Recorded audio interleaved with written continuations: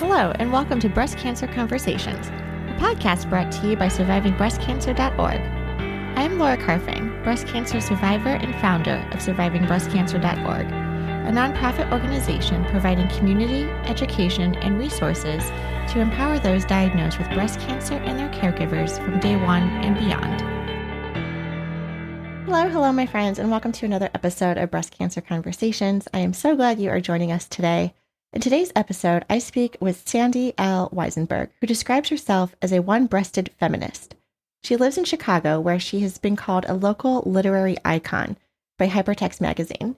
She is the author of The Adventures of Cancer Bitch, among other great works such as The Wandering Womb, Essays in Search of a Home, and The Sweetheart Is In. She works as a writing coach and editor. Wisenberg was diagnosed with stage 2A breast cancer in early 2007. She had a mastectomy and chemotherapy, and her breast cancer has luckily not returned. This is a fantastic topic for today, as it brings together so many great aspects of what we do here at survivingbreastcancer.org. One of the programs we offer is expressive writing, which is offered once a month on Mondays at 6 p.m. Eastern with the amazing Thomas Dooley. You don't have to be a famous author or poet to write. This is a come-as-you-are group of us breast cancer survivors and thrivers who meet online and get our thoughts out on paper. Share if you feel so inclined, and bond with members in our community who just get it. All of our programs are 100% free and offered online, so no matter where you are, you can access these great offerings. You can sign up at survivingbreastcancer.org/events. Welcome to the conversation. So thank you so much, Sandy, for being here with us. Welcome to Breast Cancer Conversations. Let me start with a question. What inspired you to start writing about your experiences? I'm a writer. I trained as a writer, and I published 2 other books, and I was working on a novel, and I didn't yet know that I didn't have the right kind of brain to write a novel, that you have to be able to plan and see things in a certain way, in a very large way. So I've been working on this novel and trying to pound it into submission. In the meantime, my doctor noticed a lump when she checked my breasts and said to get it checked out. For various reasons, I waited a while to check it out, about 3 months. And I got a mammogram at the mammogram place I go to. And they said, we want another mammogram. You have something suspicious. And then my life continued on. I was waiting for the appointment.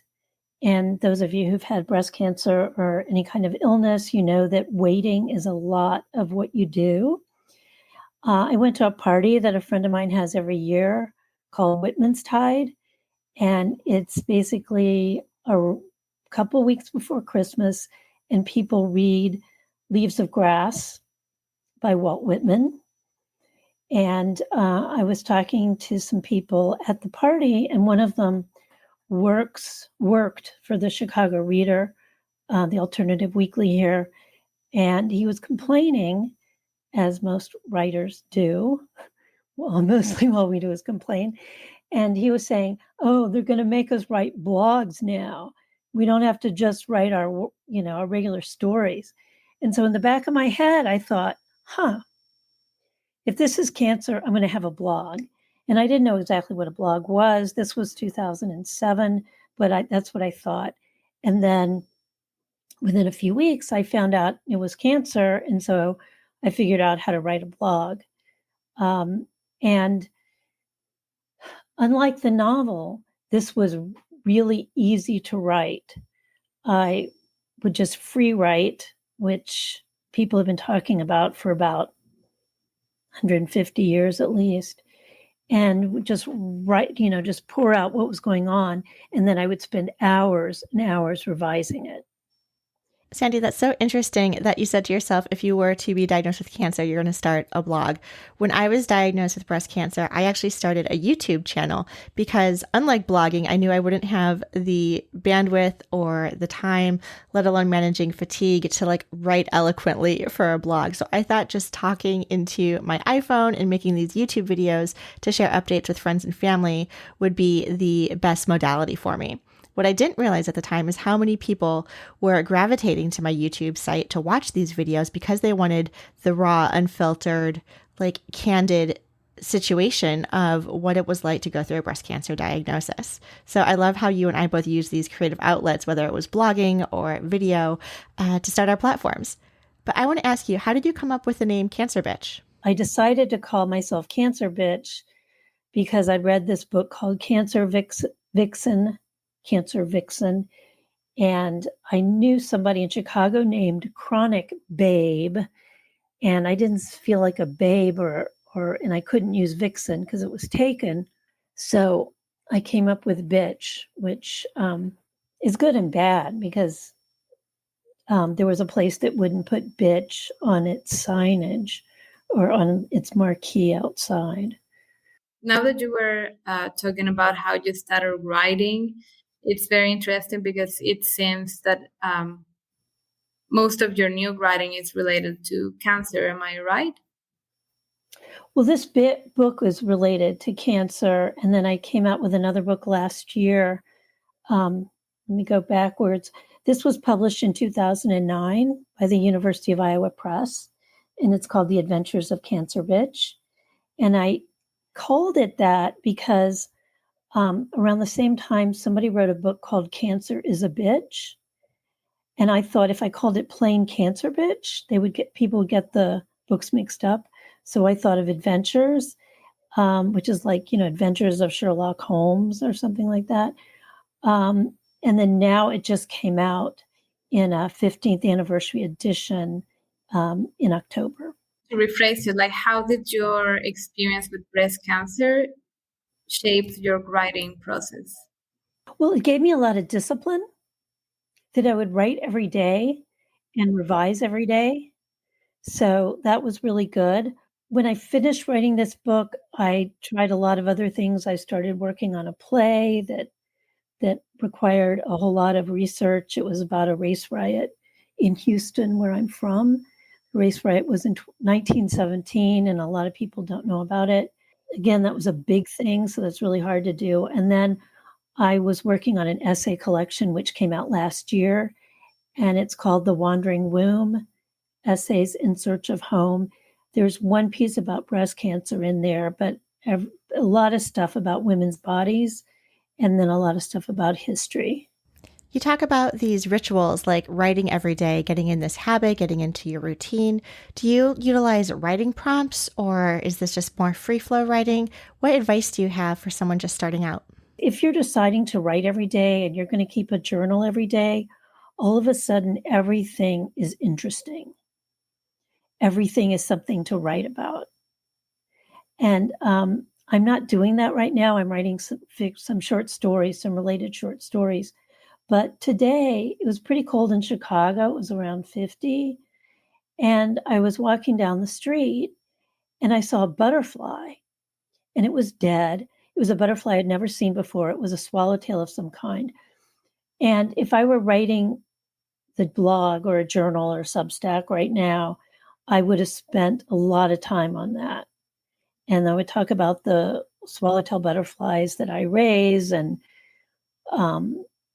how there's some that still haven't come out of their chrysalis and what we're going to do about it because we don't want them to emerge in the middle of winter.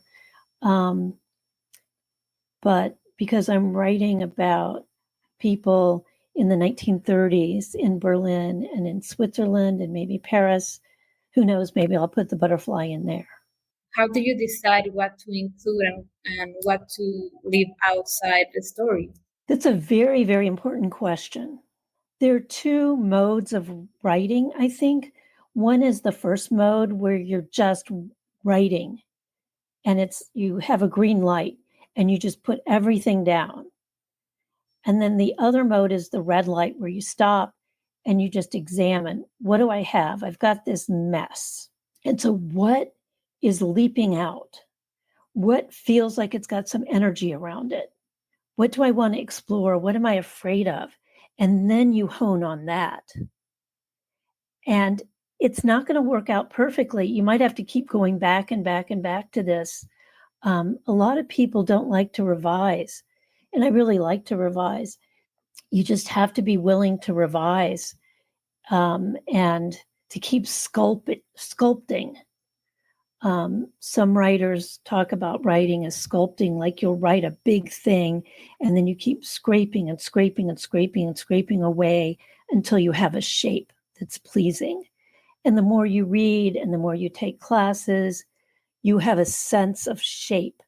You'll analyze stories, you'll analyze journal entries, you'll analyze essays and see, okay, there's something at the beginning that has to be explored, and the ending has to relate somehow to the beginning. At survivingbreastcancer.org have a reflect and recharge program that is basically expressive writing. And Thomas Dooley, he's amazing, bringing up big writing skills to people that think that they are not writers.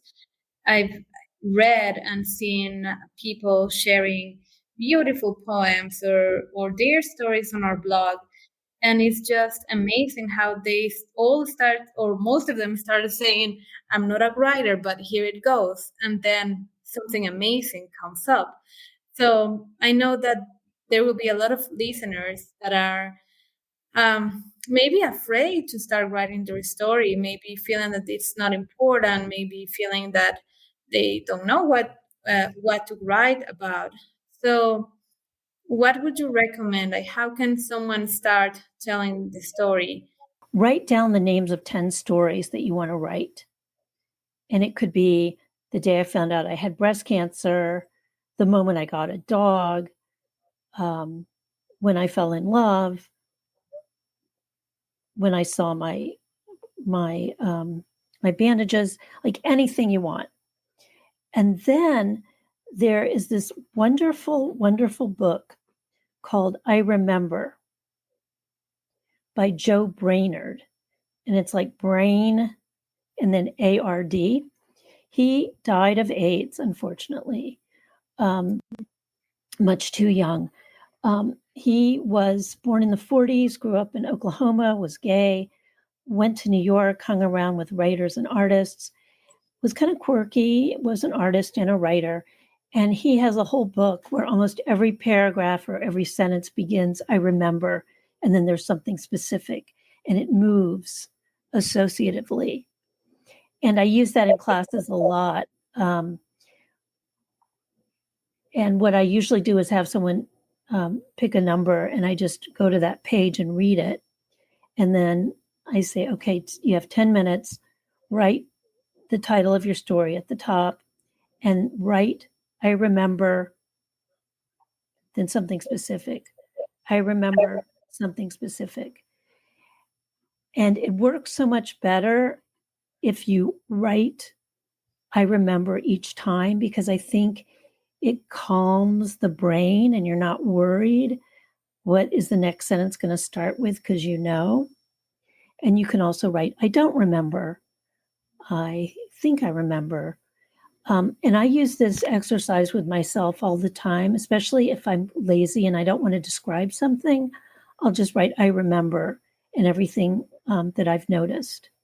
You can also use it with fiction from the point of view of a character, what the character remembers, to get to know your character more. And I didn't invent using this. It's been a secret or not so secret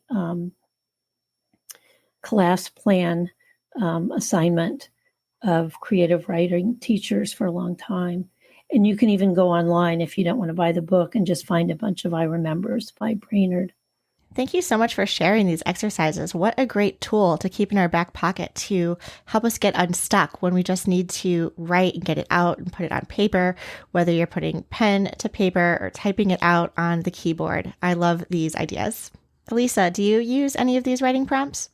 Starting with I Remember, it reminded me of the book of Rhonda Byrne's, The Magic. I don't know if you've heard it. She recommends to start with I'm grateful for, and then you start writing something. And honestly, it does help, as you were saying, to relax, to not feel scared of that white blank page, for the ideas and everything you're feeling to come out. So thank you for that tip. I will remember. And there's another tip. There is an organization, I think it started during the pandemic, called London Writers Salon, and you can just Google it. And they have a paying portion and a free portion, and I take part in the free portion 4 times a day. They have co-writing sessions, and it's just like a webinar, just everybody's up on there on the screen. And there's a little intro. You write in the comments what you're going to write. It starts with a quote about writing, and then you spend the next 50 minutes writing. And then at the end, you write, did you do it? What did you accomplish? And coincidentally, the quotation, to inspire people that they read today, was about Van Gogh, how he said, you shouldn't be afraid of the blank canvas.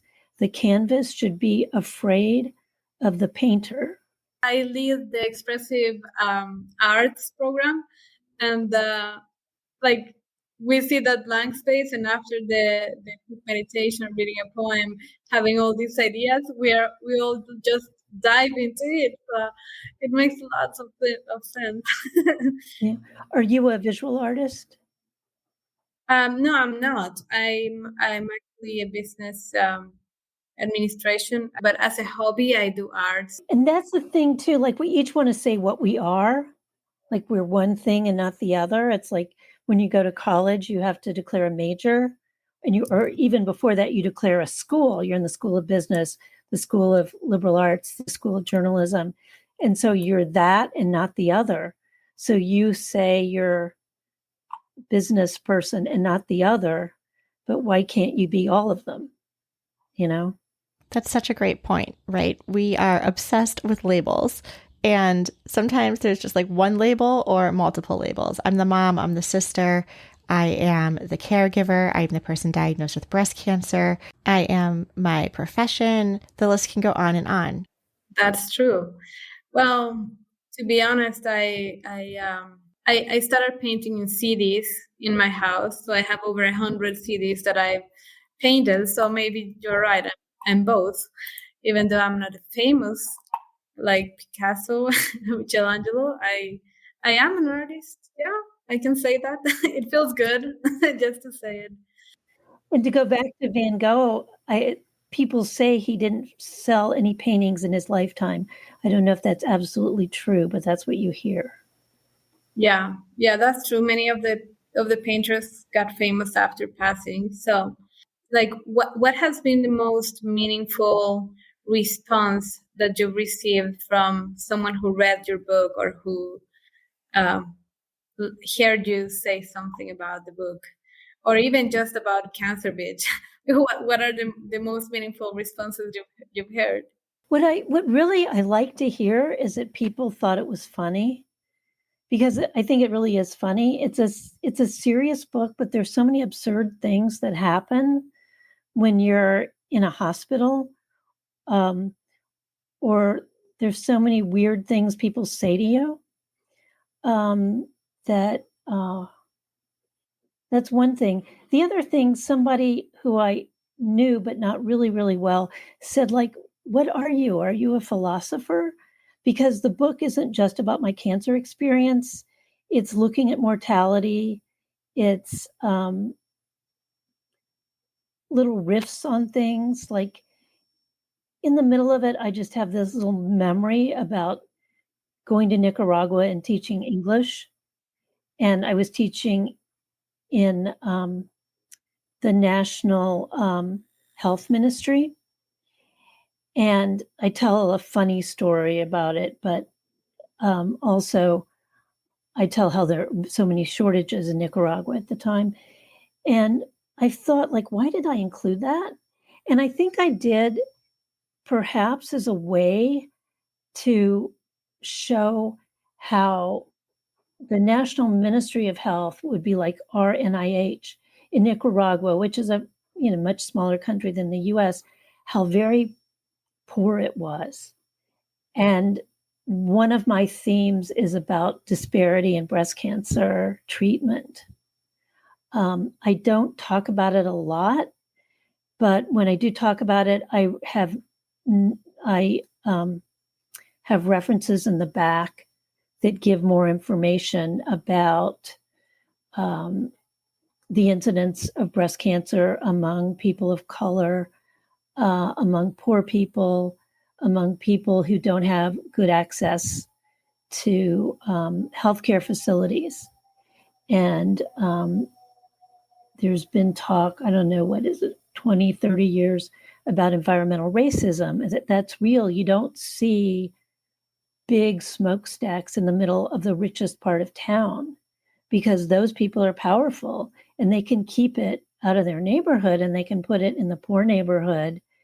And so people who are poor, they get all the stuff, all the toxicity that's bellowing out or even that you don't see. And in light of the election, I think a lot of us are frightened about what's going to happen in the US, especially what's going to happen with healthcare and with Obamacare. And there was one study that showed that after Obamacare, in certain states, there were no disparities in the final outcomes of people with cancer in different economic groups. I am from Guatemala. I live in Guatemala. That's north from Nicaragua. And I can really tell how difficult it is to just get sick, but besides that, get cancer. It's really tragic for people that live in the city because the only cancer center is in Guatemala City. So the rest of the states have to travel to Guatemala, and sometimes they travel over 12 hours just to get a cancer treatment. So we can accurately say that maybe these people are not even getting a cancer treatment because if they're women, they are in charge of their house, their children. How are they going to leave everything and practically move to the city to have the treatments? Because it will be very expensive and very tiring to be traveling every week or so to the city. And that's exactly what's happening here. So thank you for sharing that and for acknowledging that disparities are real and that people are struggling.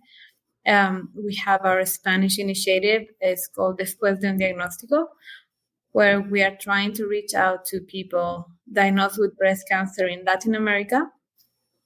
So with all these struggles, they can at least have this emotional support and something to hold on to, someone to talk about their diagnosis, which brings me back to a question. Like when you're writing your story, how do you balance sharing personal experiences with maintaining your privacy? That's such a great question, Elisa. Before I let Sandy respond to that, as someone who was starting survivingbreastcancer.org and starting my cancer journey through a YouTube channel, I think you're totally right. It was like this leap of faith that I was putting myself out there.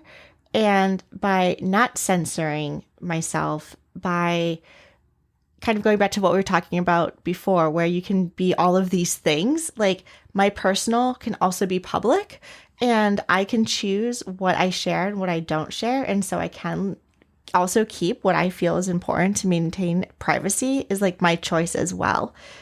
I do notice that the more personal I am in sharing my story, it builds trust with our community, with our friends, with our audience, with people that are going through similar things. A lot of times, and I remember this happening to me too, where I'm like, oh my God, is this just me? Is this just all in my head? But the moment I shared it on the blog or the YouTube channel or out there on the internet, I was overwhelmed with responses and comments and DMs and emails of people saying, yes, me too. That happened to me also, or I experienced that also. And so it really, for me, was a sense of freedom. Sandy, what about you? I don't think I have privacy. I've been in therapy a long time. I'm not in therapy right now, but I just got used to just, the whole point of it is to just talk and to try to get what you're really feeling. And so I just had that experience. And I think ever since I was in high school, I would just write out my feelings when I was upset. So between those two things, I would be pretty open. I've told students that when you're ambivalent about something, you should write about it because it's really interesting. That's what's interesting. If you've made up your mind about something and you don't want to explore it anymore, it's not that interesting. So I talk about going to see plastic surgeons and looking at reconstruction because I had a mastectomy on one side. And then after the book was first published, a couple of people said to me, did you get reconstruction? And I said, no. And they said, well, we couldn't tell from the book. Well, I didn't mention it, so I thought people would know. But I still haven't. It's been 17 years. I feel like I could get it anytime I wanted because I'm on Medicare now, but because I had the insurance. But I don't know if I want to, because one thing I learned about breast cancer was I learned about breast cancer culture, and I learned on one side there's the more conservative breast cancer culture, which says, okay, let's wear pink ribbons. And so we're doing our part to make people aware of breast cancer. And then there's other groups who say, well, let's look at toxic chemicals and see how we can get legislation to keep those away and to get rid of them.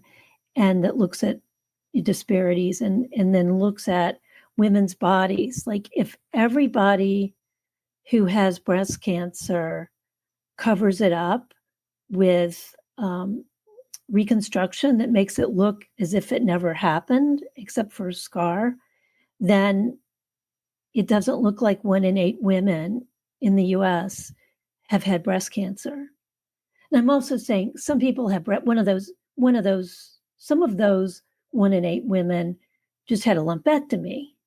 And I say it could still be very traumatic, but you wouldn't see that the breast has changed.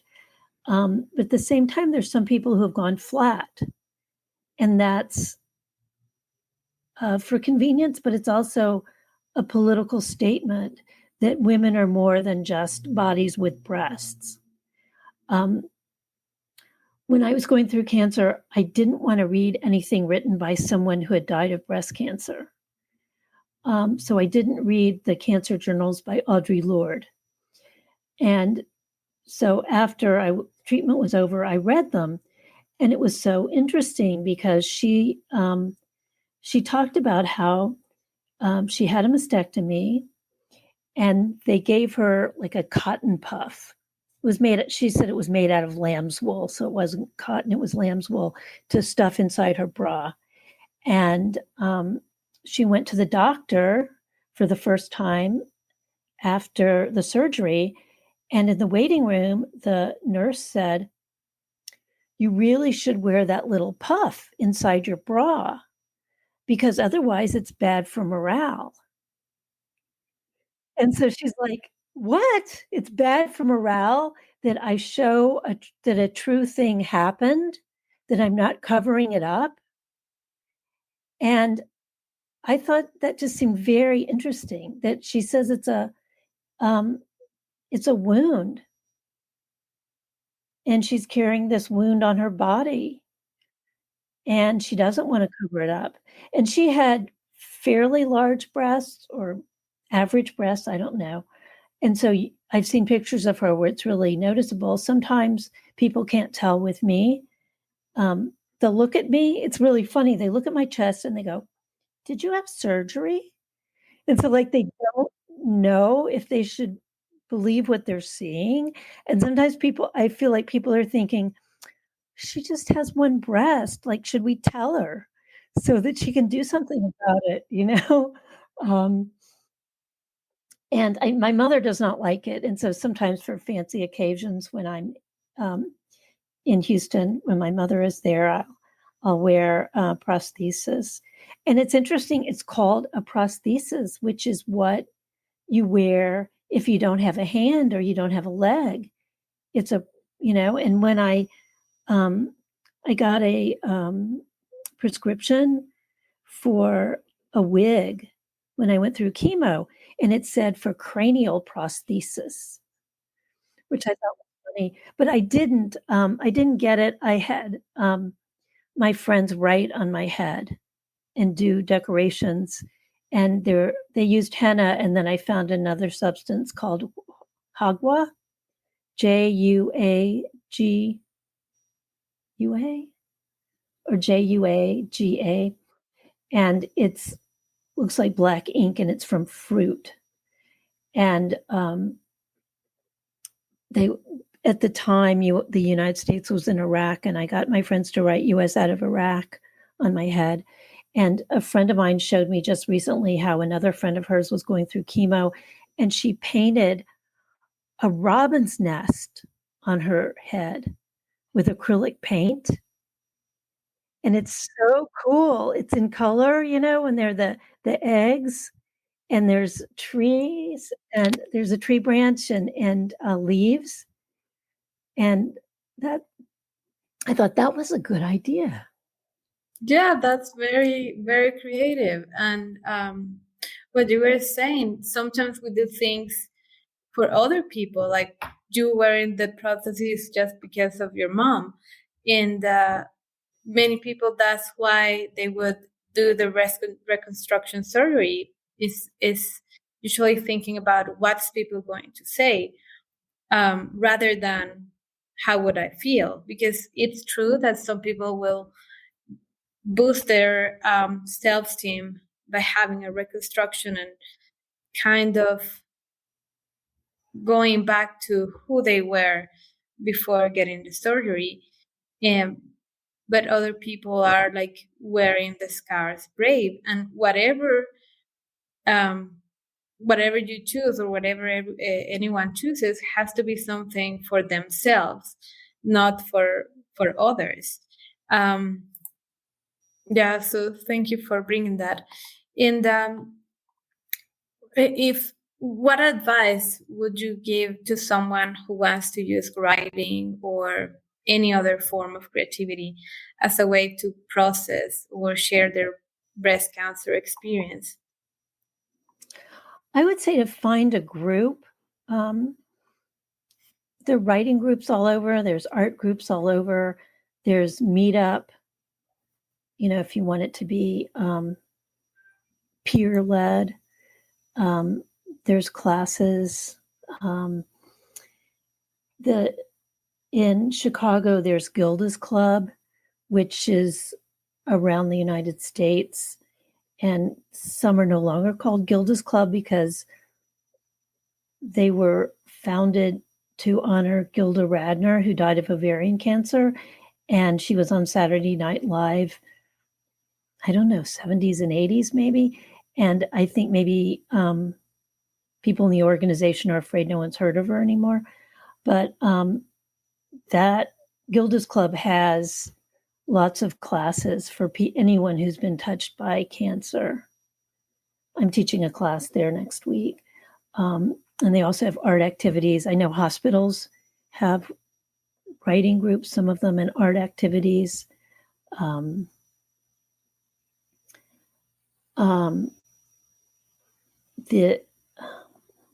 The Artist's Way by Julia Cameron is a really good book to get you started about writing.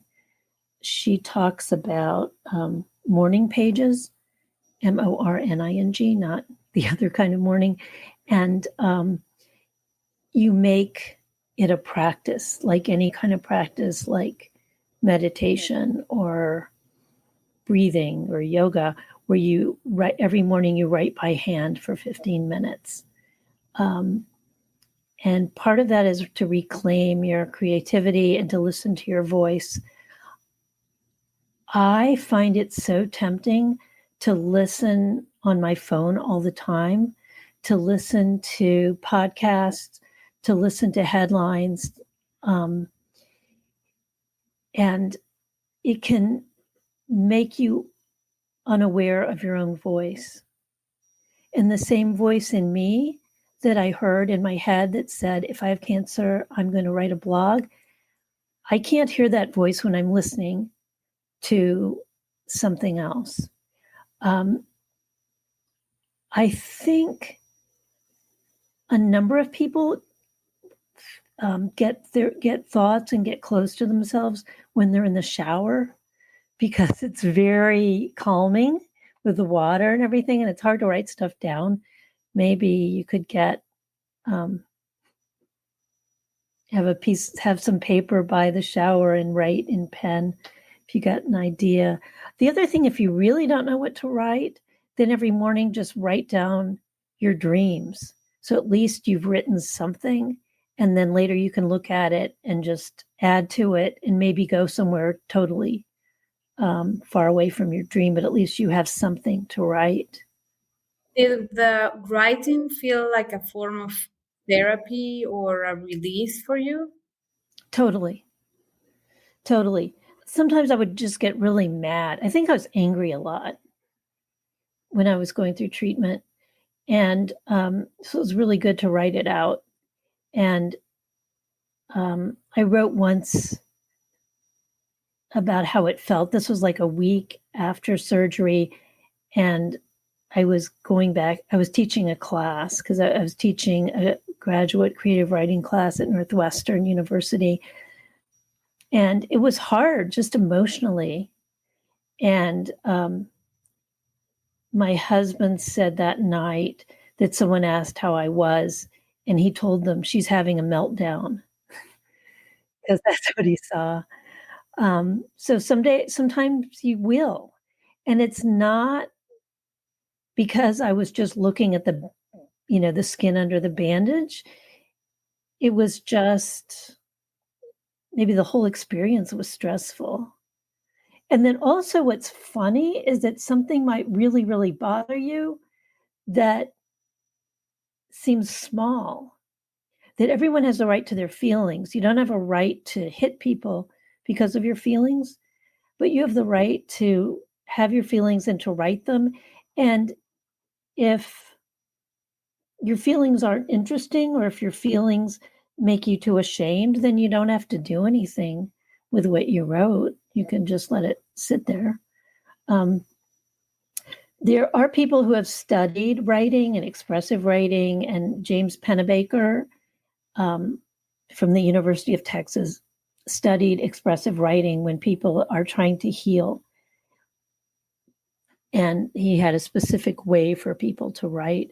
But one thing he said is when people write something that they've never told anybody and that's a huge secret, they'll come back the next week and say they told 5 other people.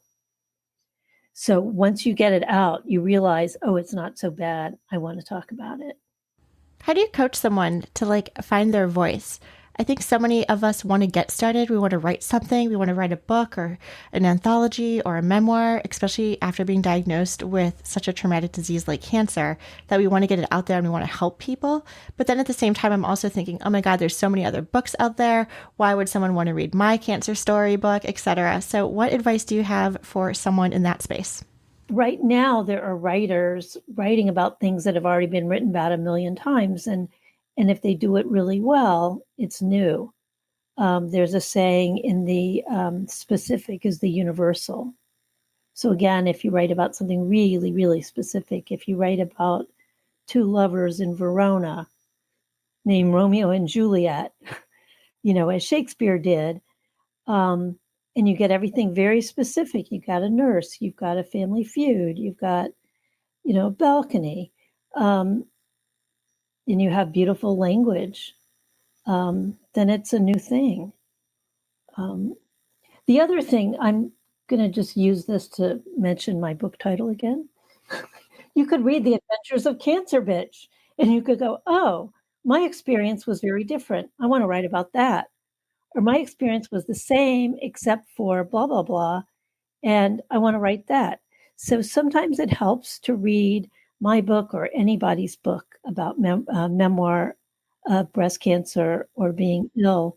There are a lot of breast cancer memoirs and cancer memoirs, and it can make you feel like, oh, I'm reading a book in my hands, or I'm reading a book on Kindle, or I shouldn't give brand names. I'm reading a book online, and I realize you can write about that. For a long time, women didn't write about motherhood because they wanted to write like men. Who wants to read about childbirth? Well, a lot of people want to read about it, but men didn't think it was interesting because it didn't happen to them. Therefore, and men were the only writers, or the only serious writers. So, and they weren't writing about childbirth. So, no, it's not a good thing to write about because it's not serious. Well, women started writing more and started declaring, because of the feminist movement, this happened to me. It's really important. It's the beginning of life. I'm going to write about it no matter what the male critics say. And then now it seems normal. When we're writing about breast cancer or any other personal experience, there's some kind of vulnerability. So how do you prepare yourself for feedback or even criticism? I don't know if you can ever prepare yourself. It depends on your personality. Everything bothers me if somebody criticizes me. So it helps to have friends. It helps to, maybe if you're starting out, to read it in a very safe place and see what people think, and then maybe read it in an open mic. There will be people saying, why are you writing about that? That's personal. But why not write about it? This has been such a rich conversation. Sandy, thank you so much for taking us into your world and taking us on a deep dive into all things writing and creative outlets. Elisa, thank you so much for helping to moderate tonight's discussion as well. But before we wrap up and close, Sandy, is there anything else that we haven't touched upon that you'd like to share with our listeners? Read as much as you can. I know there's the anxiety of influence, where you might read a memoir about breast cancer and say, well, that person did it all. Why should I write mine? But your experience belongs to you, and you can write it. And if you don't want to read, for some reason, there are audiobooks. I've published 4 books, and this is the only book that has an audiobook. And I was embarrassed to listen to it. I don't know why. And then when I listened to it, it's like, oh, wow, she's reading it differently than I would read it, which is really, really interesting. So it can give you permission to write your story if you read somebody else's story. So true and so beautiful. Thank you so much for sharing with us this evening and being a guest on Breast Cancer Conversations. And thank you, everyone, for listening to our show. I would like to acknowledge that all of the information on our podcast is from personal experiences and is not a substitute for professional medical advice. You should always contact your medical care team. If you are looking for specific topics or would like to be a guest on our show, please feel free to reach out. My email is laura@survivingbreastcancer.org. Our show is made possible by our nonprofit, survivingbreastcancer.org, and by our incredible donors like yourself. You can hop on over to survivingbreastcancer.org to sign up for our mailing list, make a donation, and explore the 400+ programs we offer each year at survivingbreastcancer.org/events. Until next time, keep on thriving.